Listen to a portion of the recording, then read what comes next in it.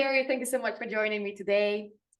Nonetheless, can you please give a short introduction about who you are and what you do, and maybe mention, a bit about your background? Yeah, happy to do that, Esther. Thanks a lot for having me. It's a great pleasure to be in touch as always with you, and I'm happy to be here today. But who I am, a little bit of background. Well, so again, my name is Jerry Leeuw. I'm the founder of the company Entrants, which provides learning services. So we do that now for about 19 years. But basically, after my study economics, I became a trader in the financial markets, stock options trader. And as a consequence, I've been trading, all these kinds of products like in the capital markets, so like stocks and bonds, currencies, so FX, the FX markets, options, future swaps, quite a bit, and some commodity futures. But I have not been trading electricity and gas. So that's maybe just to kick off. I mean, feel free to ask more, but I think I'll keep it in a nutshell. No, that is perfect, Jerry. Thank you so much for this introduction. And can you also maybe shift towards how did your background from the financial industry drew you to the energy markets specifically? That's a good one. That's a good one. So basically, I personally entered the energy markets in 2004. So that was 19 years ago.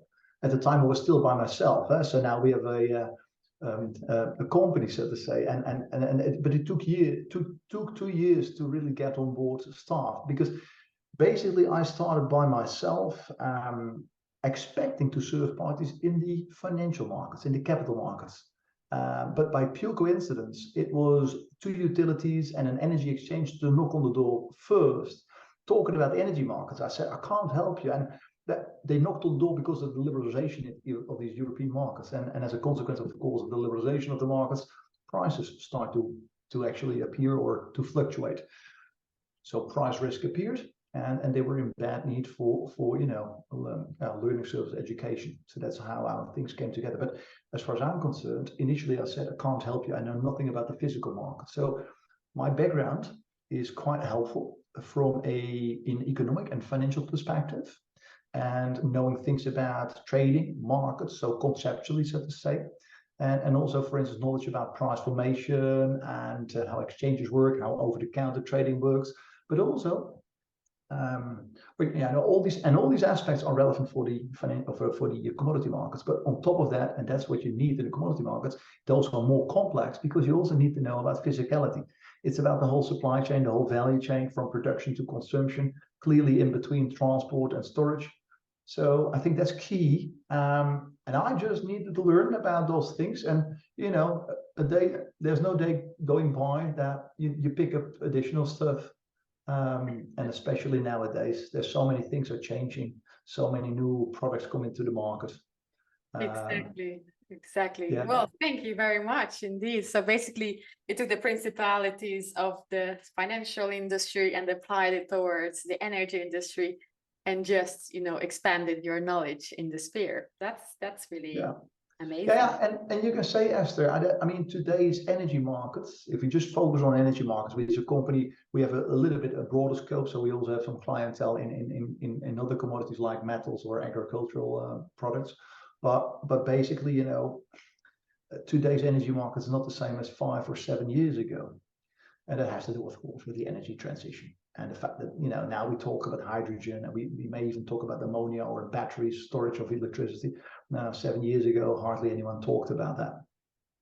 That's very interesting that you should mention that, because I wanted to actually ask you, what are the biggest changes in the energy industry that you have observed? And, now obviously we can see the, political factors play also a huge, effect on these industries. So how do you see what has changed lately in the past 2-3 years, if we look back? Yeah, good point. So first of all, and maybe that's not per se a change, but let's consider those markets as complex social systems, and complex social systems, and the complexity has just increased. So it has just gotten worse, you can say. But You can also say it's just more attractive and appealing. And complexity brings along quite a variety of characteristics, amongst others. No one knows all, but that doesn't withhold you from, you have to learn, so no one knows all. Information cannot be derived at one place, so you need to source, you need to actually consult multiple sources. But also there's uncertainty, and uncertainty is, I think, also the topic that relates to what you just said. All social complex social systems are being characterized by uncertainty, and that's not the same as risk. Let me get that straight. So risk can be quantified, uncertainty cannot. You just have to accept it. Well, no human being likes uncertainty, but it's fact of life, and it's fact of the market. And you just refer to the political situation throughout the globe. Many fireplaces these days. Now, those are things you cannot control, or these are hard to control as a market participant. This is all at the political level, and then that's very unpredictable. So that's the field that we have to consider. And now, talking about your question, or the answer to your question, talking about the changes to be observed in the energy industry. Of course, then we need to talk about the influx of renewables, or maybe in a broader sense, the energy transition. So that means renewables to produce electricity. We're talking about bioenergy in terms of biomass, biofuels, biogas, but also, for instance, the carbon markets, and to trade carbon dioxide emission rights. Now, you can say 5-7 years ago in Europe that was already the case, but things have improved, and the voluntary markets, the voluntary carbon markets throughout the globe develop also further, so to say. So maybe I answer your question as follows, taking into consideration all those factors that do play their role. What is very important these days is the word flexibility. So, for instance, the renewables, these are considered intermittent capacity. If the wind is not blowing, if the sun is not shining, then there's no production. So production levels are super volatile. They are very, very fluctuating a lot, and that means that you need to find replacement. You need to have a backup facility. So, for instance, gas-fired power plants and hydro plants really help us out to cope with that stuff. So that flexibility is required. Now, other forms of flexibility are, for instance, batteries. You can store electricity in a battery. So especially when there's a surplus, or so to say, when there's but if there's a deficit at a certain point, you can, so to say, pull from these batteries. That kind of flexibility is very important. And another form of flexibility is that, for instance, now, if you have an oversupply of electricity because the wind is blowing strongly and the sun is shining really optimally, then that surplus of electricity you can allocate, for instance, to perform electrolysis, to split water and to produce, so to say, hydrogen. And that hydrogen can be allocated for later purposes. You can store that, or you just store it in the form of ammonia. Now, so those are all decisions, all business decisions, all managerial decisions, and bringing, or actually indicating that flexibility. For me, that is the magic word when we talk about the biggest changes in the markets or in the industry. You have earlier mentioned, the risk management and the risk, appetite. And obviously, this flexibility in the market brings a lot of new risk measurements that need to be taken into consideration as well. So I was wondering, what do you think? How is the risk appetite lately of the market players? And do you see also perhaps new type of market players entering the energy industry? For instance, from financial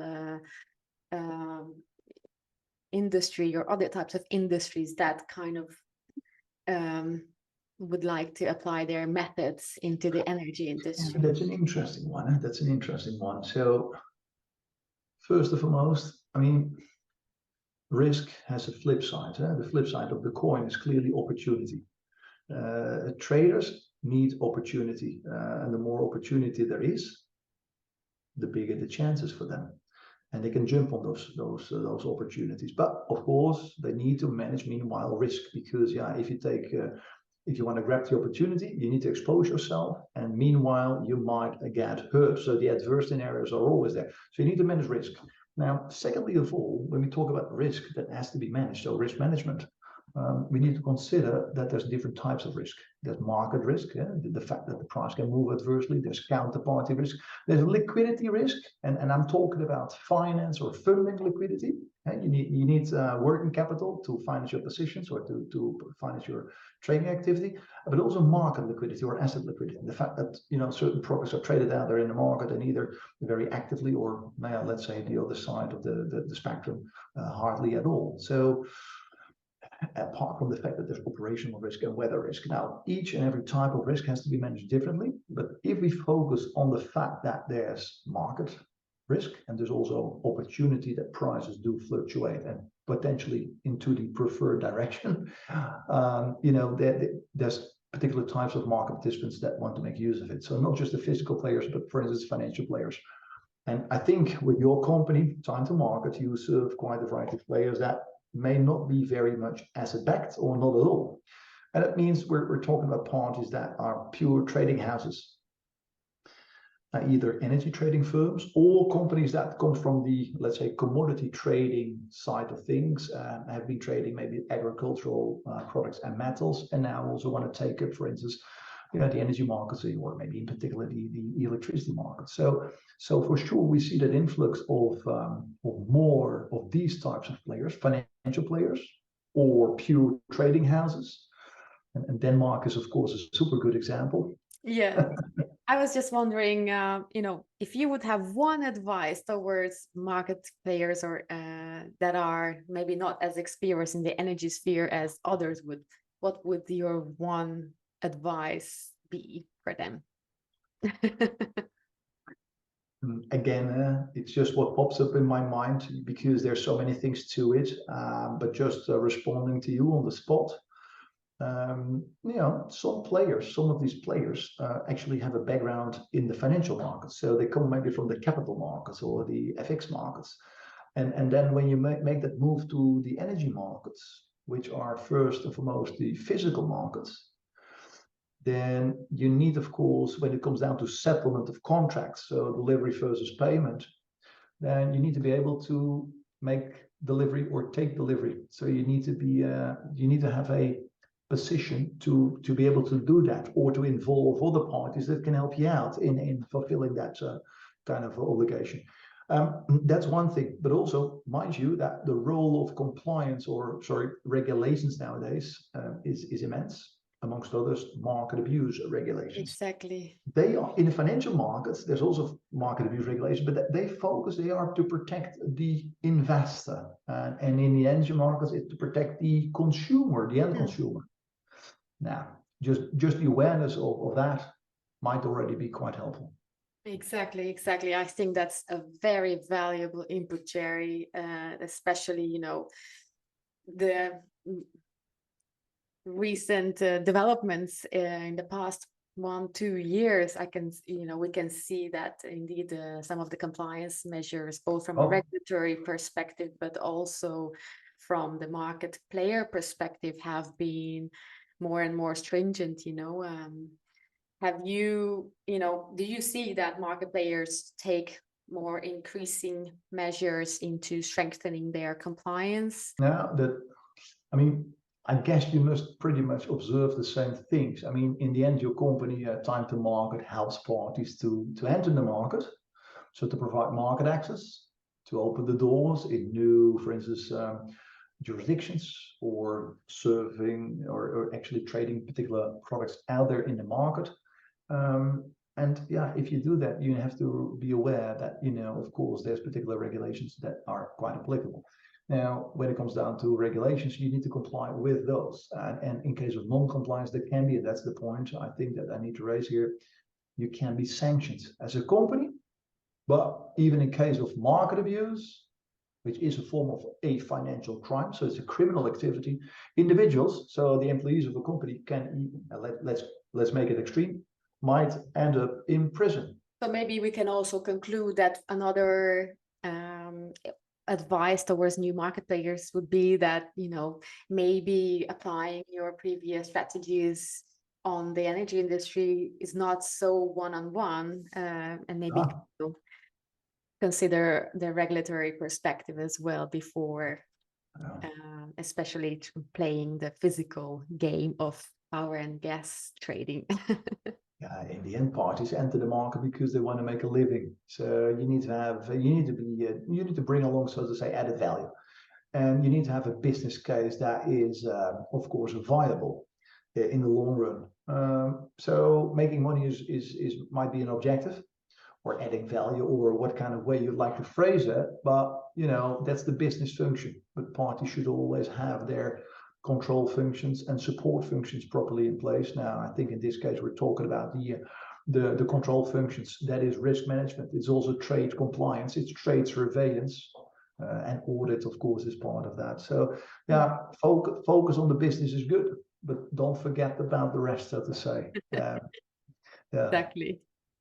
And now, if we look in the future, considering, all the political and climate changes and new parties entering the markets, if you would have to predict the future of, power and gas wholesale market activities in the years to come, maybe also considering AI and, the whole digitalization processes as well, how would you predict these few years to come, let's say? You're asking me to look into the crystal ball, which I don't have, but yeah, what I clearly sense currently in the market, and you're spot on, of course, is that there's the focus on data and processing of data and using, for instance, those data, for instance, for decision making purposes is, of course, of utmost importance.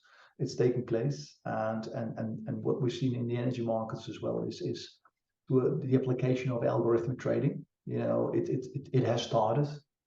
It will become more, because basically a lot of parties nowadays have applied it for balancing purposes, but you can also apply it, of course, for all kinds of proprietary trading. And if so, then you can, for instance, apply statistical arbitrage using algorithmic trading, or by means, or having algo strategies that use or make use of that strategy, so that approach, so to say. Now, AI can help, so to say, in all these respects. Yeah, but people love the topic AI. It's a hot topic, but it's quite a broad thing. So we have to be really specific, and it has to make sense, so to say. Now, we'll face a long way to go. Meanwhile, I think if we just look at the energy markets, energy transition will continue. It will continue for sure, but don't think that fossil fuels have had their role to play. They're still there. They're badly needed. Energy transition is a thing that will take place over a period of decades. We're not talking about years, and for sure not just a switch of a button. Meanwhile, that all takes place in a super complex world, in a complex market. But I think what you need to do as a market participant is to play chess. Everyone can learn to play chess. One might be better than the other. It's to combine all the aspects, and that's what you have with these forms of flexibility.